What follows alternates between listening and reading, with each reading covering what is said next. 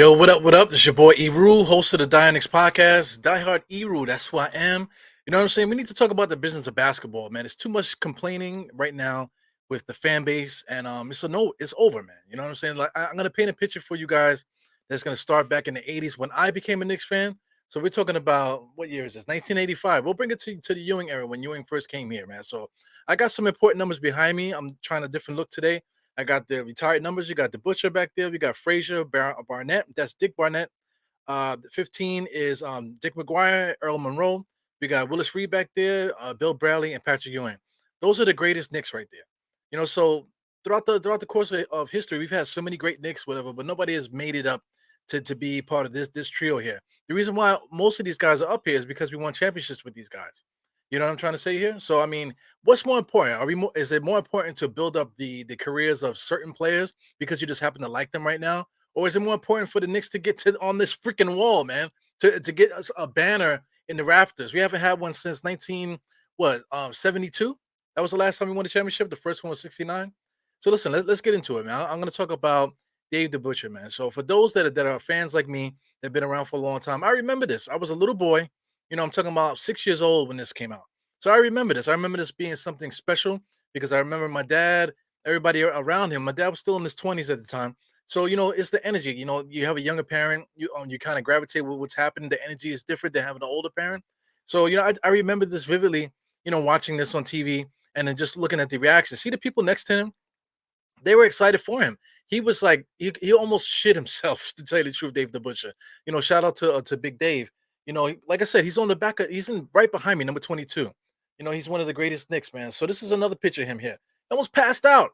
Do you know the pressure it was for any of these franchises to pick up Patrick Ewing? Patrick Ewing was supposed to have been like Bill Russell. That's what they were saying. He was going to be the next Bill Russell. So the next Bill Russell, they thought that Ewing was going to be the anchor to defense and bring them championships the way that bring any team championships the way that Bill Russell brought championships to the Celtics. So I mean, judging up to this point, he already showed it in college at Georgetown. That plenty of battles against Hakeem Olajuwon, against Jordan, against Ed Pickney.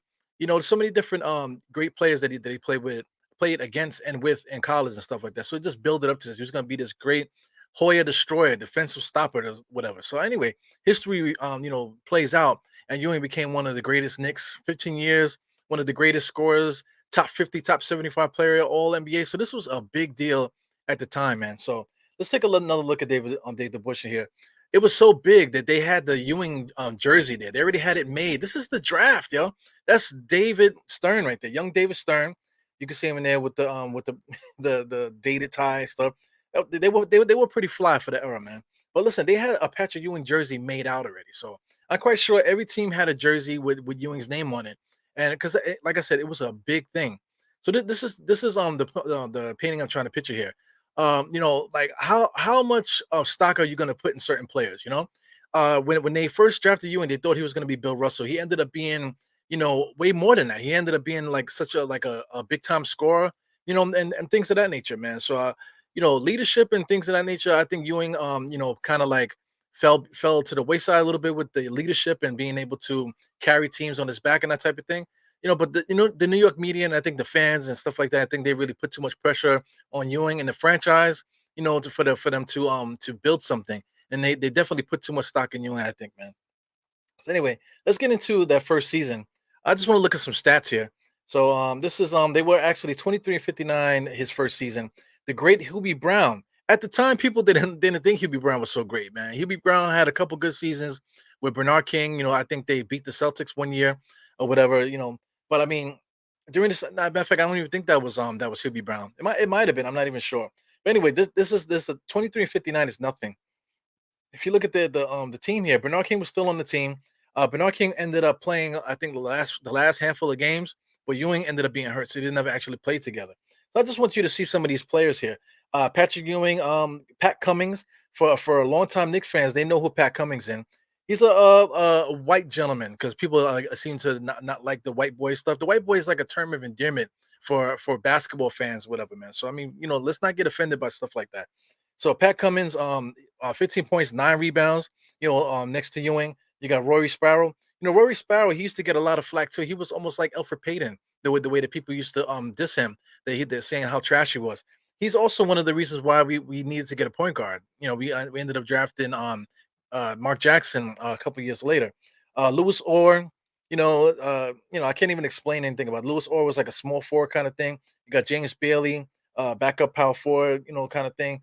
Darrell Walker was the other half of the point guard tandem that he had because it was Worry Sparrow and Darrell Walker was basically the backup point guard. Gerald Wilkin was drafted the same time as Ewing. Actually had a really good career with the Knicks, 12 points per game this year. He ended up getting 18 points per game, but we'll talk about that in a second. Trent Tucker's another guy. There's a Trent Tucker rule where you shoot a 3-pointer, you have like one, point something, point three, I think, point 0.3 seconds to get the shot off, and it will count as a bucket. So it was because of Trent Tucker. So there's a lot of history with this roster here. So I mean, just put yourself in the shoes as a young fan looking at this roster. Like if you're a young fan at the time, I bet you people used to cap for Darrell Walker. I bet you people used to cap for Trent Tucker. Let's look at their ages. Ewing was 23. Pat Cummings was only 29. Darrell Walker was 24. Gerald Walker was 22. Trent Tucker was 26. A couple other guys here, that here goes Ernie Grunfeld. They got Cartwright and these type of guys, 24. So was there like a play the kids thing going on at the time? Was there like a whole fan base talking about, yo, we need to play the kids, stop playing these old guys? Yes, I'm telling you, yes, there was. There's always been that thing, but we're talking about 1985. That's a long time ago. And people are always going to keep the same narratives and stuff like that. So that's the point I'm trying to make with this podcast, because there's people that were capping for these young boys, wanted them to get you know an opportunity to play.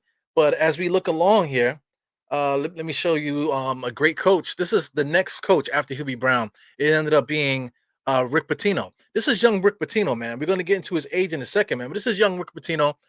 He was quoted, not quoted, but the bomb squad came from him. So they changed the game, pressing defense, shooting threes, and that type of thing, running gun style of basketball. So it was a lot of fun. So this era here is probably like the first era that I really attached myself to, because after we got Ewing and we lost Patrick Ewing, and we lost Bernard King. This is when I really started getting into stats and that type of thing, man. So this Rick Pitino thing was my baby. So if you want to talk about RJ Barrett and let's say like I don't know, like a Fizdale or whoever you latch onto as, oh, we should have kept that coach or whatever. This is the guy right here. If you want to say Tom Thibodeau is that guy, this is the guy. Rick Pitino was a young man. Let's get into how old my man was. Rick Pitino was 35 years old at the time. Here's the stats here on coaching stats. He actually was an assistant coach under Hubie Brown, and then right before Ewing was drafted, he went to college, and then he came after 2 seasons, and he became the head coach of the Knicks. Man, he became the head coach of the Knicks at 35 years old. What the hell were you doing at 35 years old? You know what I'm saying? 35. I think I was having my second son. Been through a bunch of life and tribulations and stuff like that. But 35 years old to be a coach of the NBA at that time was almost unprecedented, man. So I mean, he's definitely a legend in the coaching game. But here we goes here. Like when you get that young coach, like that's what a lot of people saying too. We should get a younger coach and this, that, and the other, so we can build with. Look, we had that guy. According to this right here, 2 seasons, bam, bam, 2 seasons. So let's get into those seasons there. This is like the second season. No, excuse me. This is the first season here in 1987, 88. Let's take a look at that roster. We scroll down here. Mark Jackson was on the club. Let's look at the points per game. 13 and 10. I believe that was his rookie year. Gerald Wilkins went up to 17 points per game. Patrick Ewing, 20 points per game. Kenny Skywalker, 10. 10 and 4. Kenny Skywalker was trash, man. But people used to cap for him, thinking that he was going to be like, I don't know, like I can't even think of a player that he would have been for now. I'm going to say like a KD. They thought he was going to be nice like that, not that 3-point shooting stuff like that, but just being able to score, being like a pure scorer. They thought he was going to be a scorer. Sidney Green was an older gentleman. Johnny Newman is another guy. Johnny Newman was one of my guys too, because let's look at these ages here. Johnny Newman was only 24 years old. So jumping Johnny Newman, I was capping hard for him. I thought he was going to be the next great guy because, from prototypical, he was prototypical small forward at the time. I believe he was about 6'7", shoot the three, running gun, real fearless and that type of thing. So I thought he was going to be the guy, man. At the time, look, 20 minutes per game. These guys weren't playing that much, man. Some of these other guys, Trent Tucker, Roy Sparrow, and these guys were being pushed out for these young guys. So it was a youth movement. and it was something that the fans were begging for at the time. Like I said, 1985, they wanted to play the kids. Same thing is happening now. I'm trying to tell you. So this is it, the bomb squad. So fast forward to the next year, you're gonna notice some more changes to the thing here. So this is Rick Pitino's winning squad. Rick Pitino's winning here. 52. This is the bomb squad. 52 and 30. Now I remember as a kid being so happy seeing these guys, man. They were amazing to watch, bro. So let's take a look down here at this squad. So Charles Oakley is on the team, so that means we made the Cartwright trade. Shout out to the chat, by the way. I'm kind of spitting off here, getting these bars off. I mean, this is like so passionate, man. For fans that follow the sport, now, right? You act like what's happening now never happened before. I keep trying to tell you. Again, arguments with people on here about the past. You got to remember the past in order to know what the hell's happening in the future, man. So I mean, this is very important. 19 what year is this again? 1988, 89 season. This is a big season, man. Like at this time right now, I'm about 10 years old. So now 10 years old, you're thinking that's young. But listen, man, when it comes to the love of basketball and just New York City, how things were, and just the climate, like I said, my parents were young. At this time, I'm 10 years old. I think my mom and my dad were like 32, 33. So they're still young too. We're still doing all kind of stuff. They're still partying and that type of thing. So you just in that energy. So cousins and that type of thing, man. This is what it was: basketball, Knicks and basketball in New York City. That's what it was. So this team was everything. It was really my first big team. So like I'm saying, let's look at these. Let's look at the points per game stuff. Ewing is just starting to ascend with the points, 22 points per game. Mark Jackson, 16 and 8. Charles Oakley's on the team, a double double, 12 and 10. You got Gerald Wilkins, 14, 14, 3, 3. He's a good player. Johnny Newman, like I said, I thought Johnny Newman was gonna be the man, yo. 16 points per game. He only had 2.5 rebounds, 2 assists, whatever. But I thought he was gonna be the man, 3-point shooting and the dunking and all this other. Like I said, my man was fearless. I know people that were around at the time that remember Johnny Newman when he was on the Knicks. Everybody thought that he was gonna be that guy. The Knicks tried to get Kiki Vandeweghe here. They wanted to push him to be the guy, but the Knicks always mess up, man. So I'll take a quick pick at the next season just so you can see what went wrong because Rick Pitino got fired after the 52 and 30 season. It was just ridiculous. Let's check out who the next coach was. Stu Jackson. Do you know who Stu Jackson is? Stu Jackson is the equivalent of having Steve Mills as the coach of the Knicks, man. Are you freaking kidding me? Right now, Stu Jackson is he's actually an executive or whatever. He does good work. I'm not dissing the guy. He's a basketball mind, but being a coach is not the guy. So you got rid of Rick Pitino and you bring this freaking guy in, man. Stu Jackson. He actually was 45 and 37. They actually went down. But if you look at what happened here, they got rid of Rick Pitino because of the youth movement. They really wanted some more of these older guys to get more of a shot. So we had Kiki Vandeweghe. Look at Kiki Vandeweghe, 11 points per game. They really were trying to get him to score more. Ewing got the ball, 28 points per game. Oakley, 14 and 11. Oakley was a beast when he was young, man. Still couldn't jump, but just a double machine. Gerald Wilkins was still a 14, 4 and 4. Mark Jackson was starting to decline for some reason as a young player. We ended up drafting Ross Strickland. That's a whole nother story, man. But I'm trying to keep it with just these young guys. So I mean, just look at the success that we were having now with these young boys here with the youth movement. So you think that you would keep these guys forever, man? So let's talk about the year. The year right now is 1989, 1990. 1989. Shout out to Chuck D. Spike Lee, Do the Right Thing, and all this other stuff. This is the era. This is the element here. Fuck Larry Bird. That's what the thing was, man. It was all about this squad. But fast forward to the future. Well, let's look at the picture of the bomb squad first before we get out of here. So I mean, this is just an era piece. You got Ross Strickland, you got Trent Tucker there, you got Gerald Wilkins in the middle, you got Mark Jackson, and that's Johnny Newman on the right hand side there. So these are the young guys. Nobody beats the Wiz in the corner. Shout out to everyone that knows who the hell that is. That's basically Best Buy of 1989, 1990. You know what I'm saying? Nobody beats the Wiz. Yeah, man, this is bring back memories to me, man. I used to have this poster, and I think I forgot what happened to it. I think my mom ripped it or something and threw it away, or whatever it was, man. So my mom was crazy back in the days. But this fast forward to the championship team, 1994. So we go from 1990 to 1994. It's only 4 years, bro. So we're only talking about 4 years. So here we go, 4 years into this thing here. The Knicks are still winning 57 to 25. So that's good. But here's the main thing: who's the coach? Pat Riley, a whole nother coach, whole nother coaches here now. Let's look at the roster. The roster is incredible as well. There's hardly any stayovers from that '89 Rick Pitino team, and then plus the team after with the bomb squad and that type of thing. Look at the squad. Ewing became more polished, 24, more even across the board, 24, 11, 2, 2.7 blocks. That's Ewing, man. Ewing was that's what he did. Well, Charles Oakley, 11 and 11. John Starks is the second leading scorer with 19 points. Who the hell is John Starks in 1990? He wasn't even on the 1990. Was he on the team in 19? I don't even think he was on the team in 1990. You know what I'm saying? So I mean, just look at this. He goes from somebody not being on the team to a beloved Knick coming here. So, like I said, with Johnny Newman and Rod Strickland and all these guys that we were crying about at the time, nobody was talking about them in '94, bro. We went to the finals with this new crew.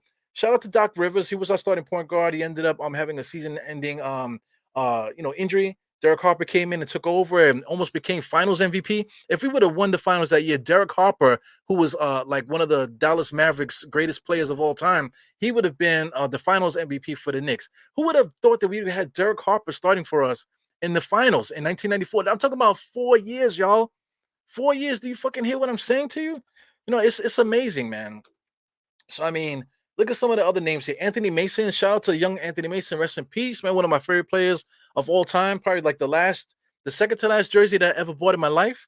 Anthony Mason, Charles Smith. Charles Smith came from the Clippers. Look at these guys. Greg Anthony was drafted. You got Hubert Davis was drafted with us. Anthony Bonner, Ronaldo Blackman. Ronaldo Blackman is another all-time great Dallas Mavericks player. Who would have thought that he would have been on a roster that took us to the NBA Finals in 1994? Only 4 years later, man.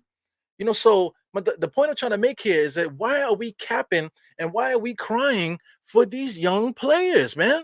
Yo, why are we crying for these young players? Do you hear me in the back? I hope people pop in and check this podcast out, and really listen to everything that I'm saying here, because who gives a fuck about Johnny Newman and Rod Strickland and all these guys, Trent Tucker? These guys are nowhere near the roster. Look at who we got. Herb Williams, Corey Gaines, Eric Anderson. At this time, nobody's talking about playing the kids. Look at this: 31 years old for Ewing. Oakley is 30. John Starks 28. Doc Rivers is 32. Season-ending injury. Charles Smith was on 28. Mason was 27. Greg Anthony was a young player coming into the league. He was like 26. Derek Harper was 32. The youngest player out of all these guys was Hubert Davis, 23. Rolando Blackman was 34 coming out the league. Herb, listen, man, this was the rotation. These are the guys that were playing. Nobody cared about, oh, we need to play the kids. No, we in the finals. It's go time. It's go time. It's time to go. It does not matter how old this person is. Or we should have kept that guy. Could you imagine that? Could you imagine that some of these personalities that we have here out here that are all over the internet that are making like a name on themselves of being like negative, or just popping shit all the time, and just regular people that pop on the comments and stuff and want to complain so much about us not playing the kids and get Fournier out of here. Listen, man, look at what's happening here. I'm hoping that you follow here. So listen, that's 1994. That's 4 years after the bomb squad, right? Let's get rid of that. 1999, that's 5 years, right? 5 years later, we in the finals again. This is a strike shortened season, 27 and 23. We almost missed the playoffs, but this team was able to push themselves forward here. But let's just look at who was on this roster, man. Allen Houston. Who was Allen Houston in 1990, bro? Who was Allen Houston in 1994? You know what I'm trying to say? Ewing. I mean, look at the score. Ewing was averaging 17 points per game in 1999. Houston was averaging 16. You got Larry Johnson, Grandmama. Who would have thought Grandmama would have been on the team in 1994, y'all? Tell me who thought that? Latrell Sprewell. Who thought that Latrell Sprewell would be on the squad in 1994? Charlie Ward, Heisman Trophy winner. Who would have thought that a guy playing football would be the starting point guard taking us to the finals in 1999? This is I don't know if you guys are not amazed by this. Chris Childs, a guy that was in the CBA, you know what I'm saying, had no chance to make it to the NBA, finally was able to break through, and now he's the splitting time with Charlie Ward in the finals. Marcus Camby, came out of University of Massachusetts. a lightning in the bottle. He played for Toronto, came to the Knicks in the Charles Oakley trade, the one that everyone keeps capping for Charles Oakley. We went to the finals without Charles Oakley with freaking Marcus Camby. I mean, I'm like people always tell me, yo, you need to calm down. Listen, man, this is the passion. This is the Die Hard Knicks podcast. If you don't feel the Die Hard energy, then you need to get the fuck out of here. This is what it is. Dennis Scott was playing for Orlando. Going to the playoffs with Shaq and all that. He ended up being on that roster. A lot of people don't remember 1999 that Dennis Scott was on that roster, bro. Rick Brunson, our starting point guard's father, was on this roster, man. Come on. It's like this is an emotional roller coaster. But like I said, if people were crying about Mark Jackson and still being whatever, they would have never been able to get to these 2 points. 1994, we could have won a championship if Ewing didn't get hurt, because Ewing was wearing stockings and stuff, and Pat Riley didn't want to open up his bench. He had like a tight 7 to 8 man rotation in the finals, which was ridiculous. John Starks got us to the next level in a game 6.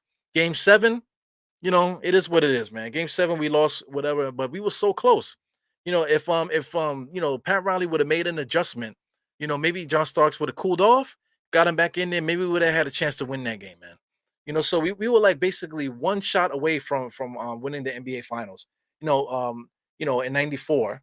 And then now John Starks, the guy that could have been the hero, he was the zero in 94. He's not even on this roster. He was traded for Latrell Sprewell. You know what I'm saying? So people that they say they love John Starks, or they want John Starks to retire his number and stuff like that. We traded that guy, and we traded Charles Oakley, two beloved Knicks, for Marcus Camby, a couple other people, and Latrell Sprewell.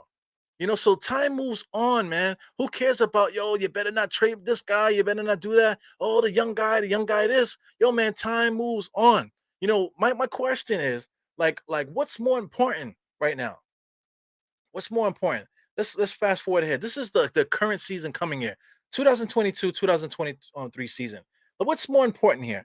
Is it more important to like big up these players here, to push them ahead because you think of somebody's age and this, that, and the other? The age is more important to you? I'm just looking at here. I'm seeing some European guys here. I'm gonna have to read that. It's just draft rights. So there's a bunch of draft rights that the Knicks have here. Okay, cool. So I mean, anyway, let's take a look. I'm looking at this. Guys that were born in 1999, 2000, 1999, 98. A couple guys that was born after the Knicks went to the finals. Julius Randle was born in 94. Where's Fournier? Fournier was born in 92. You know, it's crazy. He didn't even see the bomb squad. It's crazy, man. Where's Derrick Rose? Derrick Rose, see 99. I don't say, okay, Derrick Rose. Derrick Rose is born in 88. So Derrick Rose is born the year the bomb squad came about. You know what I'm saying? Listen, life goes on, fam. Life goes on. And then like right now, look at this roster. You got RJ Barrett, Cam Reddish, Obi Toppin, Emmanuel Quickly. Right off the bat, the first 4 names that I've read off, people are capping hard for these guys, man. Miles McBride, you got Quentin Grimes, and there's another guy people capping for. People want Evan Fournier out of here so bad, like they need to breathe. Derrick Rose, Julius Randle, that's another guy. People crucify him like too much, man. Crucify him too much. Doesn't make no sense. Jericho Sims, Mitchell Robinson, with his corny ass. Jalen Brunson, Isaiah Hardenstein, and Trevor Keels. All these guys could be gone, in like 4 years, and we could be in the finals with a whole different roster. And then like the way people are capping the last couple of years for these certain players here, some of these guys might not even be here. But if we go to the finals, what is the difference? What is the fucking difference? What is the difference with that? Are we Knicks fans, or is this a fucking groupie fan club, man? Is this a groupie fan club, or are we a Knicks fans, man? You know what I'm saying? Like, it drives me crazy as a Knicks fan. I wasn't gonna go on live tonight because I have to get up tomorrow. I'm actually going apple picking with my grown ass, with my family, taking my kids out there, gonna hang out with my moms and my sisters and things of that nature. We're going freaking apple picking, man. So that's why just popped on kind of quick just to get these thoughts out. And I'm hoping that people come through and watch this video, because when you give facts like this, like the last video that I did as far as retired numbers, I think I got blocked a million times. That's why I didn't play any videos today, because with that video, well, I only played a couple days. It got blocked, and I had to go through all these hoops, just to get the video played. It's ridiculous, man. So if anybody wants to go on the channel, while you're at it, please like and subscribe if you can. Like and subscribe to the channel. Go to find the video that I did about retired Knicks players. Spoiler alert. Just go find the video, check it out. Same thing with this one. I hope this one doesn't get lost in the sauce. I hope people come through and check out this video because this is very important, man. Is it about capping for these players here, or is it about the Knicks franchise winning a championship? You know what I'm saying? So I'm gonna take a look at the cap at the chat here. So salute to Jarrell. Got Easy Blue Drew, Harlem CEO. Yeah, man, 1991, 92.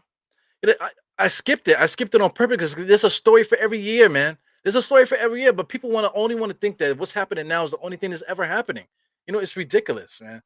Here goes rapper Stone. What's good, my man?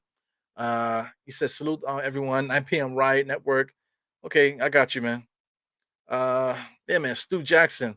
He was freaking ass, man. I'm talking about Steve Mills. Imagine if the Knicks hired Steve Mills to be the Knicks coach right now.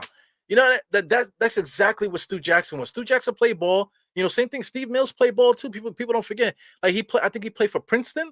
He played with a bunch of great people that ended up being great later on in their careers, with his coaching and that type of thing. So he has a basketball mind. Same to Stu Jackson. Stu Jackson right now is working in the NBA front office.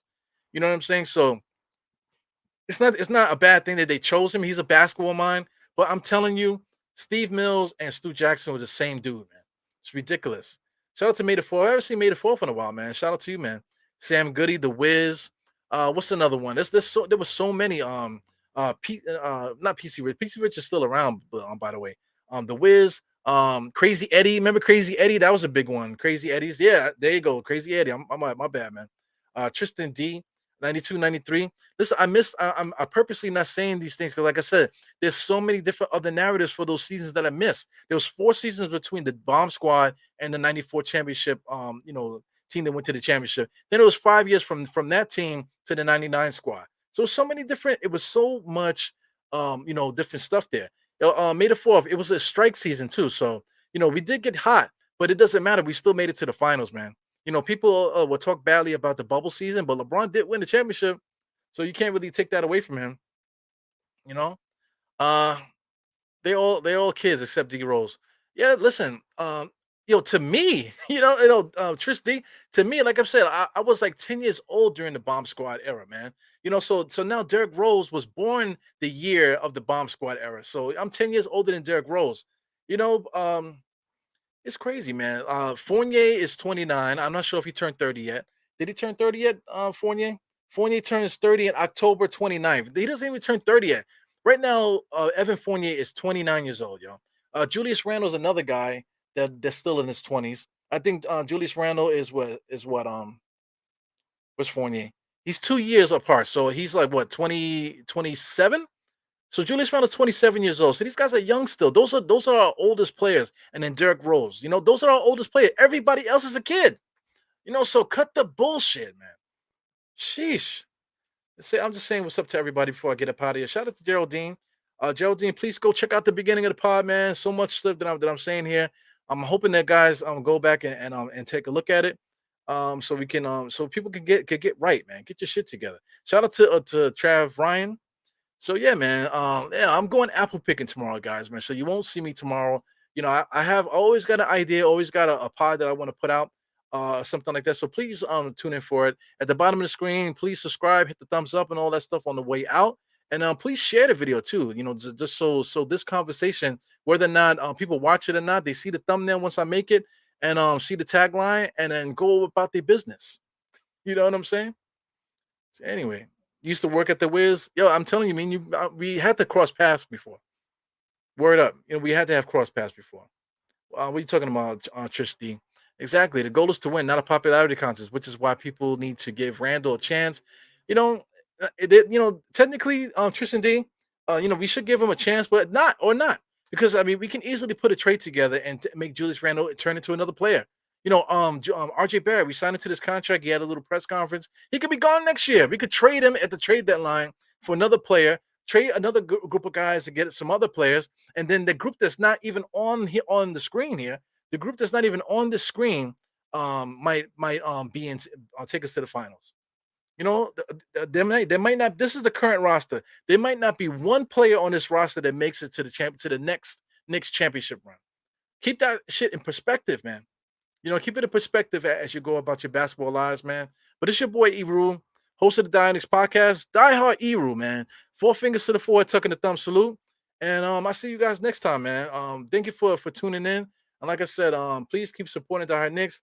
Shout out to the God of Knicks podcast. We're gonna be turning out some pies between the two of us again. You know, shout out to State. Shout out to some other people too that we're in the mix to do things, and hopefully we'll be able to link up at one point or another. But you know, the game don't stop. You know what I'm saying? I'm showing you stats. I encourage, before I get out of here, I encourage you guys to do your research about the people that you follow, because you know I do. I know exactly what's going on with my algorithms and things of that and things that nature, all my stats and stuff. Some of the people that you follow are freaking bullshit. You know what I'm saying? And you guys need to realize that they're not putting out any content that's worth a damn. You know, and they might not even like it, and they're only doing it because they're afraid to stop. You know what I'm trying to say? So anyway, I'll just leave it like that because I have a couple other things to say too, but I'll save it for another day, man. So anyway, see you guys later. Euro out. Peace.